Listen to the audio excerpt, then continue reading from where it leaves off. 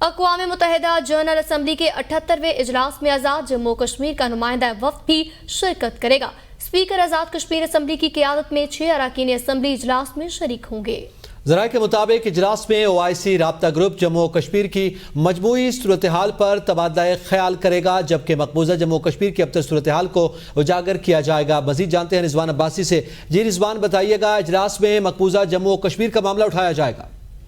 जी बिल्कुल, आज़ाद कश्मीर का जो एक वफद है 6 अरकान असम्बली पर जो मुश्तमिल है, वो अक़वाम मुत्तहिदा की जनरल असम्बली के 78वें इजलास में वो शिरकत करेगा और स्पीकर चौधरी लतीफ़ अकबर इस क़यादत करेंगे इस पूरे वफद की। और इजलास में OIC राब्ता ग्रुप जम्मू कश्मीर की मजमूई सूरत हाल पर भी तबादला करेगा और मकबूजा कश्मीर में जो इस वक्त ताज़ा तरीन जो सूरत हाल है, जो कि 5 अगस्त 2019 के बाद एक बड़ी छावनी किसी सूरत में वहां पर मुसलमानों पर कश्मीरियों पर जुल्म ढाए जा रहे हैं, वो तमाम मामला भी डिस्कस किए जाएंगे। और वफद इस्लामी सरबराही तंजीम के जो नुमाइंदगान हैं उनसे भी मुलाकात करेगा।